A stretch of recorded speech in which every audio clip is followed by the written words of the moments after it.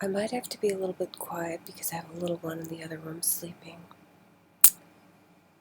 Okay, Dom Thumb's mysterious directions. Bulger and I set out from Petersburg and thence proceed to Archangel. The story of our journey as far as Illich. On the Illich, Ivan the Teamster. How we made our way northward in search of the portals to the world within a world. Ivan's threat, Bulger's distrust, and the man of other things. I believe this is sort of like a outline or blueprint of where we're going with chapter 2.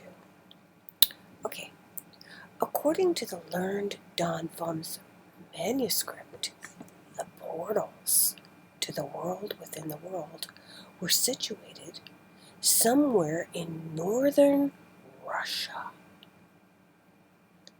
Possibly so, he thought, from all indications, somewhere on the westerly slope of the upper Urals. But the great thinker could not locate them with any accuracy. The people will tell thee was the mysterious phrase that occurred again and again on the mildewed pages of this wonderful writing. The people will tell thee? Ah, but what people will be learned enough to tell me that? Was the brain-racking question I was asking myself, sleeping and waking at sunrise and high noon, and at sunset, at the crowing of the cock, and in the silent hours of the night. The people will tell thee, said learned Don Thumb. Ah, but what people will tell me where to find the portals to the world within a world? Hitherto, on my travels, I have made choices of a semi-oriental garb, both on account of its picturesqueness and its lightness and warmth. But now, as I was about to pass quite across Russia, for a number of months I resolved to don the Russian national costume. For speaking Russian fluently, as I did a score or more of languages, living and dead, I would thus be enabled to come and go without everlastingly displaying my passport or having my trains of thought constantly disturbed by inquisitive traveling companions. A very important thing to me, for my mind possessed the extraordinary power of working out automatically any task assigned to it by me, provided it was not suddenly thrown off its track by some ridiculous interruption.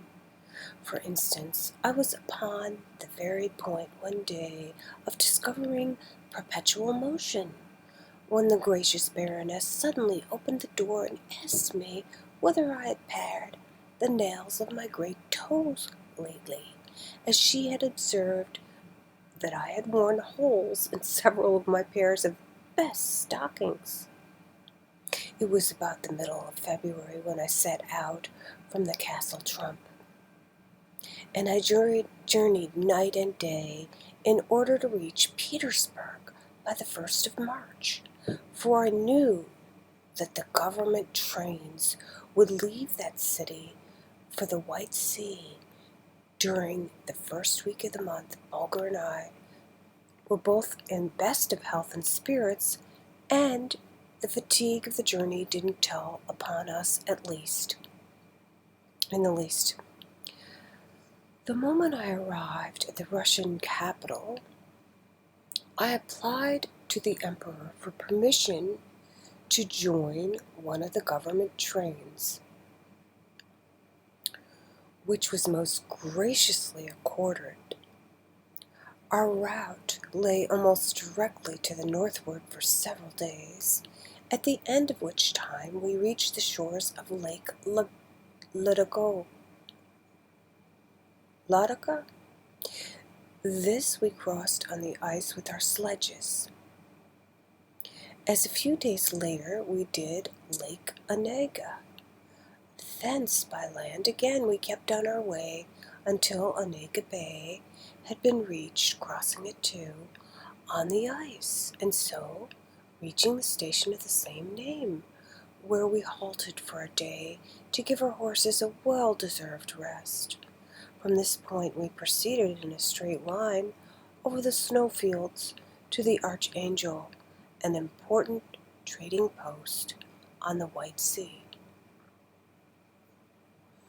As this was the destination of the government train, I parted with its commandant after a few days' pleasant sojourn at the government house, and set out, attended only by my faithful Bulgar and 2 servants who had been assigned to me by the imperial commissioner. My course now carried me up the river Duena as far as Solkovich-Kotchkik. Thence I proceeded on my way over the frozen. Hang on a second. We've got a graphic picture here, hand drawn. The front of the book, it shows who the artist is. So this is Departure from Castle Trump. And they have a special paper protecting it, page 11. Waters of the Wichita River until we reached the government post of Yarn's Neck. And from here on, we headed due east until our hardy little horses had dragged us into the picturesque village of Illich on the Illich. Here we were obliged to abandon our sledges, for the snows had disappeared like magic, uncovering long vistas of green fields, which in a few days the May sun dotted with flowers and sweet shrubs. At Illich I was obliged to relinquish from my service the 2 faithful government retainers who had accompanied me from Archangel, for they had now reached the most westerly point which they had been commissioned to visit. I had become very much attached to them, and so had Bulgar, and after their departure we both felt as if we were now for the first time among strangers in a strange land. But I succeeded in engaging, as I thought, a trustworthy teamster, Ivan by name, who carried a contract with me for a goodly wage to carry me 100 miles farther north. But not another step further, little Baron, said the fellow doggedly. I was now really at the foothills of the northern Urals, for the rocky crests and snow-clad peaks were in full sight. I turned many a wistful look up toward the wild regions shut in by their sheer walls and parapets, shaggy and bristling with black pines, for a low, mysterious voice came a whispering in my inward ear that somewhere in that awful wilderness I should one day come upon the portals of the world within a world. In spite of all I could do, Bulgar took a violent dislike to Ivan, and Ivan to him. And if the bargain had not been made and the money paid over, I should have looked about me for another teamster. And yet it would have been a foolish thing to do, for Ivan had 2 excellent horses, and I saw at a glance, and what's more, he took the best care of them, at every post, rubbing them until they were quite dry, and never thinking of his own supper until after they had been watered and fed. His tarantass, too, was quite new, and solidly built and well furnished, with soft blankets, all in all as comfortable as you can make a wagon, which has no other springs than the two long wooden supports that reach from axle to axle. True, they were somewhat elastic, but I could notice that Bulger was not over fond of riding in this curious vehicle with its rattly bang gait up and down these mountain rocks, and often asked permission to leap out and follow on foot.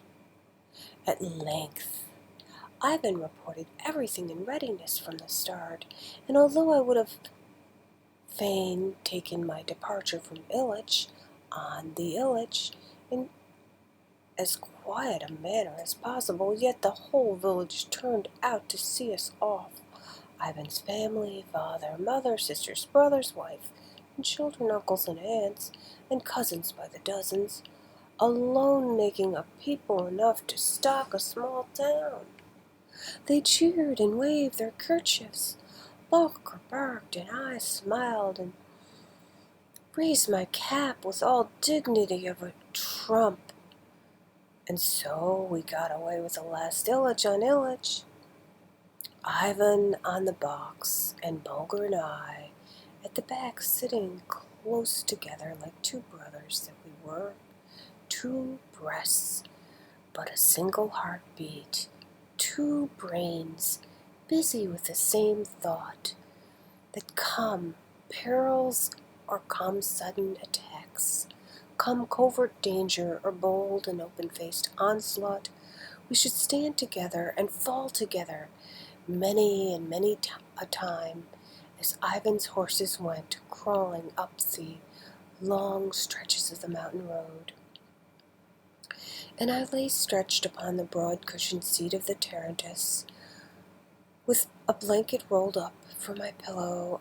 I would find myself unconsciously repeating those mysterious words of Dom Thumb. The people will tell thee, the people will tell thee. So steep were the roads that some days would not make more than 5 miles. On others, a halt of several hours would have to be made to enable Ivan to tighten his horse's shoes, grease the axles, or do some needful thing in or about his wagon. It was slow work, eh? It was very slow and tedious, but what matters is how many or how great the difficulties to a man who has made up his mind to accomplish a certain task. Do the storks or the wild geese stop to count the thousands of miles between them and their faraway homes when the time comes to turn their heads southward? Do the brown ants pause to count the hundreds of thousands of grains of sand which they must carry through their long corridors and winding passages before they have burrowed deep enough to escape the frost of midwinter? There had been many trumps, but never one that had thrown up his arms and cried, "I surrender!" And should I be the first to do it? Never! Not even if it meant never to see dear old Castle Trump again. One morning as we went zigzagging up a particular nasty bit of mountain, Ivan suddenly wheeled about, and without even taking off his hat, cried out, "Little Baron, I cover the last mile of the 100 today. If thou wouldst go any farther north, thou must hire thee another teamster. Dost hear?" "Silence!" said I sternly, for the fellow had broken in upon a very important train of thought. Bulger, too, resented the man's insolence and growled and showed his teeth. "But, little Baron, listen to reason," he continued, in a more respectful tone, removing his cap. "My people will expect me back. I promised my father. I'm a dutiful son. I Nay, Ivan interrupted sharply.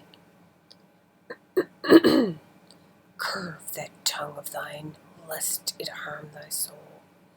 Know then that I spoke with thy father, and he promised me that thou shouldest go a second 100 miles with me, if need were, but on condition that I give thee double pay.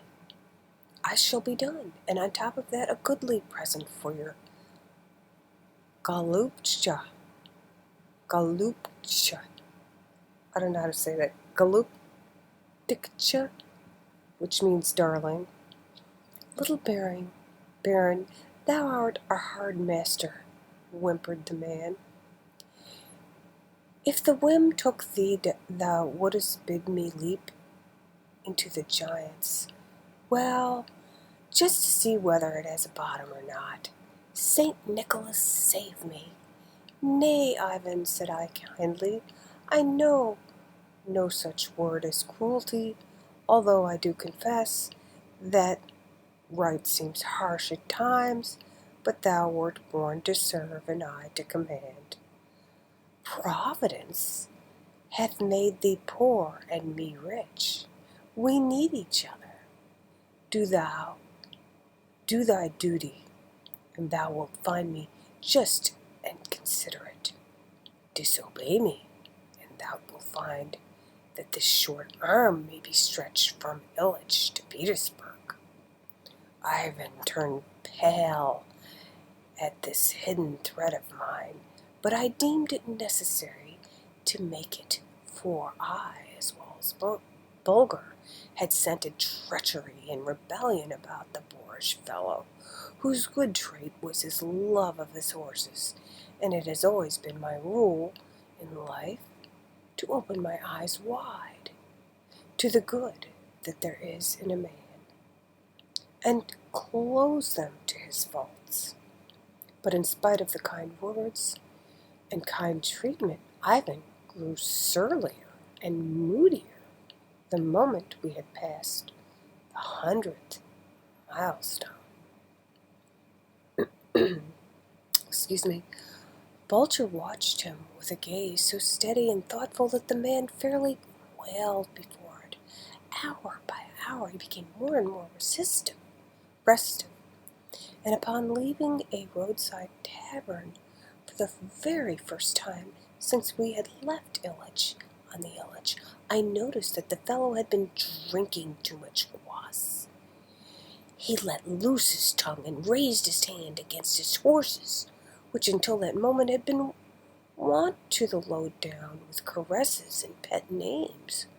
Look out for that driver, thine, little Baron, whispered the tavern keeper. He's in a reckless mood. He'd not pull up if the giants, well, were gaping in front of him.